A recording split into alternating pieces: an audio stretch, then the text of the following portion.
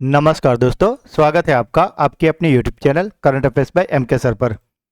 दोस्तों, आज है 15 फरवरी 2026 और आज बारी है हमारे सुपर संडे क्लास की, जिसमें हम पिछले हफ्ते के यानी कि 9 फरवरी से लेकर 15 फरवरी के 50 मोस्ट एमपी क्वेश्चन को कवर करेंगे।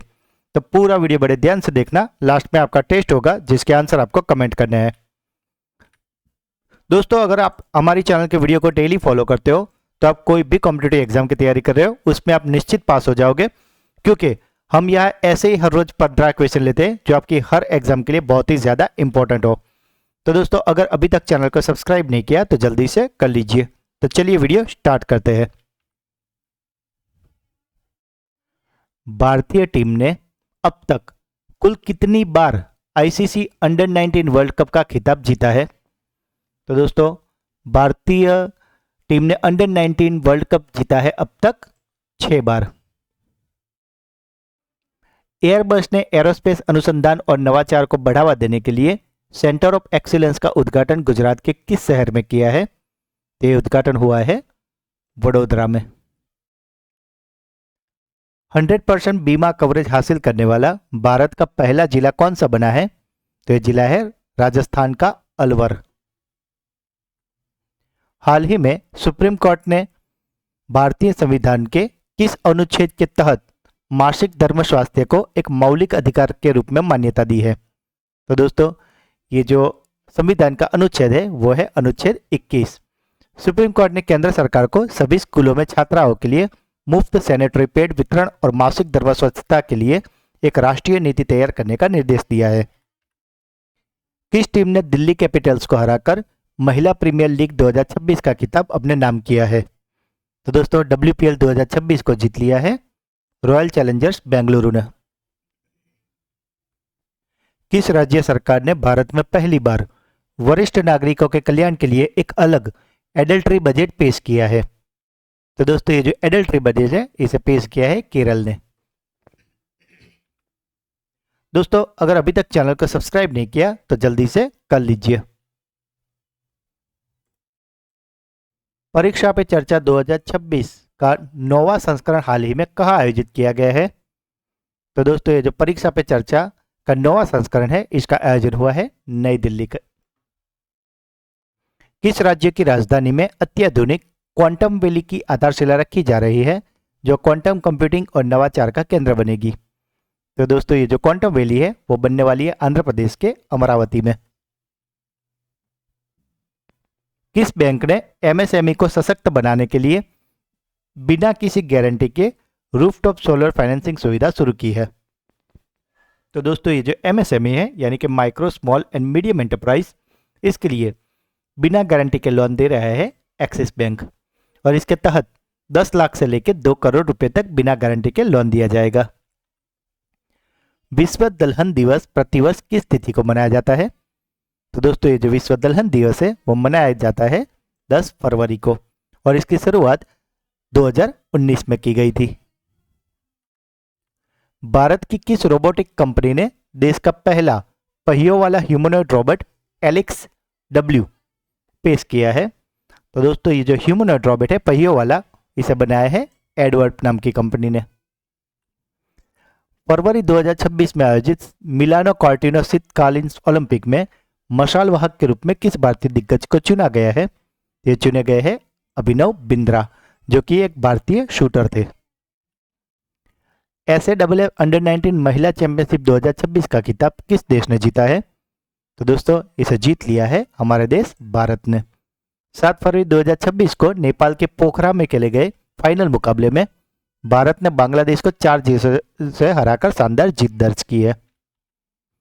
हाल ही में व्यापक राज्य स्तरीय बर्ड एटलस प्रकाशित करने वाला भारत का दूसरा राज्य कौन सा बना है? तो दोस्तों, ये जो दूसरा राज्य है वो बना है गोवा, और अगर पहले की बात करें तो वो है केरल। फरवरी 2026 में दिल्ली पुलिस द्वारा सोशल मीडिया पर हथियारों के साथ प्रदर्शन और आपत्तिजनक भाषा के माध्यम से भय फैलाने वालों के खिलाफ कौन सा अभियान शुरू किया है? तो दोस्तों, ये शुरू किया गया है ऑपरेशन शस्त्र। भारत में पूरी तरह से डिजिटल विदेशी पोर्टफोलियो निवेशक लाइसेंस जारी करने वाला पहला बैंक कौन सा है? तो बैंक है कोटक महिंद्रा बैंक। हाल ही में किस राज्य सरकार ने स्वास्थ्य सेवाओं को सुदृढ़ करने के लिए एक साथ 14 नई एमआरआई मशीनों का लोकार्पण किया है? तो ये मशीनों का लोकार्पण हुआ है गुजरात में। फरवरी 2026 में किस देश की अदालत ने नोबेल शांति पुरस्कार विजेता नरगिस मोहम्मदी को 7.5 साल की जेल की सजा सुनाई है?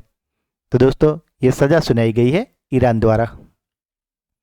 फरवरी 2026 में किस राज्य की महिला टीम ने para throwball national federation cup में स्वर्ण पदक जीता है? तो इसमें स्वर्ण पदक जीता है झारखंड ने। शक्ति कॉरिडोर के पहले चरण का शिलान्यास हाल ही में कहाँ किया गया है? तो यह शिलान्यास हुआ है गुजरात के अंबाजी में। किस राज्य सरकार ने पढ़ाई विद एआई नामक नवाचारी शिक्षा पहल की शुरुआत की है? तो दोस्तों ये जो पढ़ाई विद एआई है इसे शुरू किया है हिमाचल प्रदेश ने। नागपुर में 1111 किलो रागी का हलवा बनाने का विश्व रिकॉर्ड बनाने वाले प्रसिद्ध शेफ का नाम क्या है? तो दोस्तों ये शेफ का नाम है विष्णु मनोहर। भारतीय विमानपत्तन प्राधिकरण ने यात्रियों को सर्ज फ्री टैक्सी सेवाएं प्रदान करने के लिए किसके साथ हाथ मिलाया है? तो एएआई ने हाथ मिलाया है भारत टैक्सी के साथ। हाल ही में योटा डेटा सर्विसेज ने भारत के सॉवरेन एआई क्लाउड को बढ़ावा देने के लिए किसके साथ हाथ मिलाया है? तो डेटा सर्विस से योटा उसने हाथ मिलाया है भासिनी के साथ। हाल ही में आयोजित 79वीं संतोष ट्रॉफी 2025-26 का खिताब किस टीम ने जीता है? तो दोस्तों इसे जीत लिया है सर्विसेज ने। भारतीय सेना ने अपने सैनिकों को विशेष बैंकिंग सेवाओं प्रदान करने के लिए किस बैंक के साथ एमओयू पर हस्ताक्षर किए हैं? तो दोस्तों ये हस्ताक्षर हुए हैं आईडीएफसी फर्स्ट बैंक के साथ। निवेशकों की सुविधा के लिए किस बैंक ने व्हाट्सएप पर डीमैट विवरण देखने की सेवा शुरू की है? तो दोस्तों ये सेवा शुरू की गई है पंजाब नेशनल बैंक द्वारा। प्रधानमंत्री नरेंद्र मोदी ने हाल ही में किस देश के लिए $175 मिलियन के विशेष आर्थिक पैकेज की घोषणा की है? तो दोस्तों ये घोषणा हुई है सेशल्स के लिए। 12वीं एशिया इंडोर एथलेटिक चैंपियनशिप 2026 में भारत के लिए एकमात्र स्वर्ण पदक किसने जीता है? तो ये एकमात्र स्वर्ण पदक जीता है तेजस्विन शंकर ने, जो एक हाई जंपर है। किस राज्य सरकार ने सीमावर्ती क्षेत्रों में हाई स्पीड इंटरनेट के लिए स्टारलिंक के साथ समझौता किया है? तो दोस्तों स्टारलिंक के साथ समझौता किया है गुजरात ने। एशियन राइफल चैंपियनशिप 2026 में महिलाओं की 25 मीटर पिस्टल स्पर्धा में टीम स्पर्धा में स्वर्ण पदक किसने जीता है? तो स्वर्ण पदक जीता है ईशासी, रिदम सांगवान और मनु भाकर, यानी कि उपरोक्त सभी। किस बंदरगाह को देश की सर्वाधिक कार्गो हैंडलिंग क्षमता के साथ भारत का नंबर 1 मैरीटाइम पावर हाउस घोषित किया गया है? तो दोस्तों ये बन गया है गुजरात का कंडला में आया हुआ दीनदयाल पोर्ट। बीसीसीआई की 2025-26 की सेंट्रल कॉन्ट्रैक्ट लिस्ट के अनुसार ग्रेड ए कैटेगरी में किस खिलाड़ी को शामिल किया गया है? तो दोस्तों ग्रेड ए में शामिल हो गए हैं जसप्रीत बुमराह, शुभमन गिल और रविंद्र जडेजा, यानी कि उपरोक्त सभी। ग्लोबल इनोवेशन इंडेक्स 2025 की रिपोर्ट के अनुसार कौन सा देश अमेरिका को पछाड़कर दुनिया का सबसे बड़ा R&D खर्च करने वाला देश बना है? तो दोस्तों ये देश बन गया है चीन। हाल ही में थानिया नाथन किस राज्य की पहली नेत्रहीन महिला जज बनी है? तो दोस्तों थानिया नाथन है केरल की, और दोस्तों ये सिर्फ 24 साल की है। भारत के सबसे युवा पुरुष एनालॉग अंतरिक्ष यात्री कौन बने हैं? तो दोस्तों ये एनालॉग अवकाश यात्री बने हैं आदित्य पांड्या। किस राज्य सरकार ने विधानसभा में अपना पहला आर्थिक सर्वेक्षण पेश किया है? तो यह आर्थिक सर्वेक्षण पेश किया गया है उत्तर प्रदेश सरकार द्वारा, और इसका लक्ष्य है उत्तर प्रदेश की इकोनॉमी को $1 ट्रिलियन तक पहुंचाना। हाल ही में अमेरिका के हार्टविक कॉलेज के शोधकर्ताओं ने भारत के किस राज्य में नवपाषाण युग के प्राचीन कंकालों की खोज की है? तो दोस्तों ये खोज हुई है कर्नाटक में। हाल ही में इलेक्ट्रॉनिक और सूचना प्रौद्योगिकी मंत्रालय ने परीक्षण और प्रमाणन प्रक्रियाओं को डिजिटल बनाने के लिए STQC लैब ऑटोमेशन के किस पोर्टल का उद्घाटन किया है? तो दोस्तों ये पोर्टल का नाम है सत्य, जिसका पूरा नाम है system for advance testing and yield analysis. Bharat में हर साल राष्ट्रीय महिला दिवस किसकी जयंती में मनाया जाता है? तो दोस्तों ये राष्ट्रीय महिला दिन होता है सरोजिनी नायडू का जन्मदिन।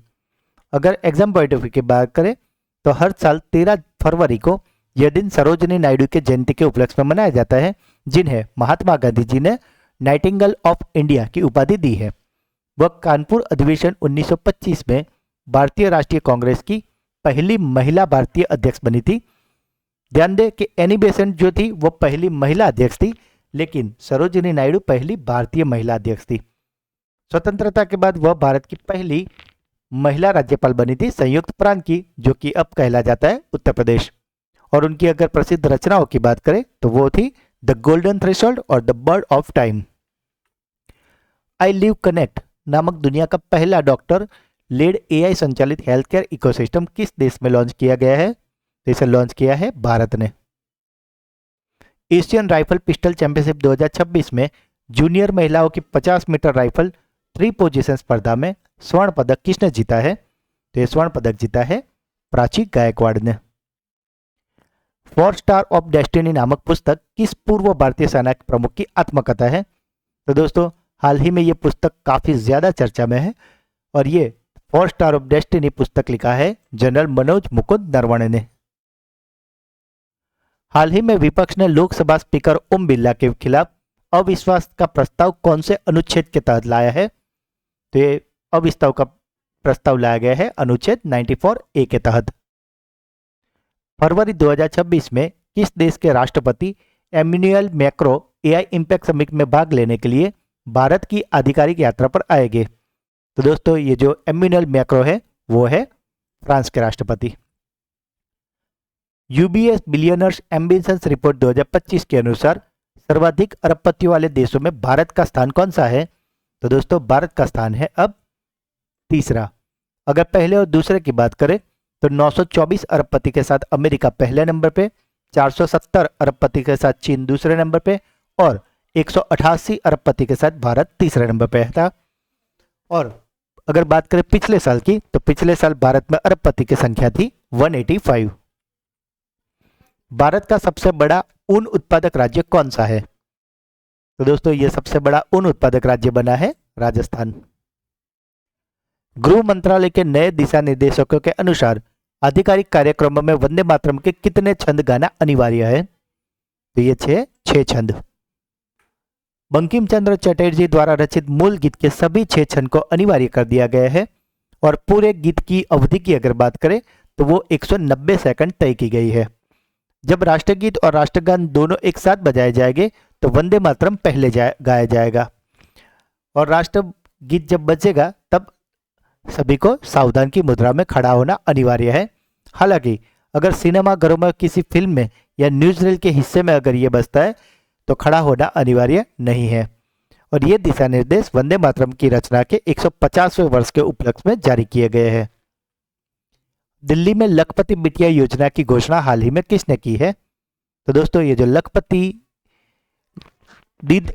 बिटिया है ये योजना शुरू की है रेखा गुप्ता ने और इसके तहत सरकारी विभिन्न चरणों में कुल 56,000 की राशि जमा की जाएगी, जो ब्याज सहित मैच्योरिटी पर लगभग 1 लाख से अधिक हो जाएगी। 14 फरवरी को किस दुखद घटना की बरसी के रूप में चिन्हित किया जाता है जिसके बाद भारत ने बालाकोट एयर स्ट्राइक की थी? तो दोस्तों 14 फरवरी को हम मनाते हैं ब्लैक डे, क्योंकि उस दिन हुआ था पुलवामा का अटैक।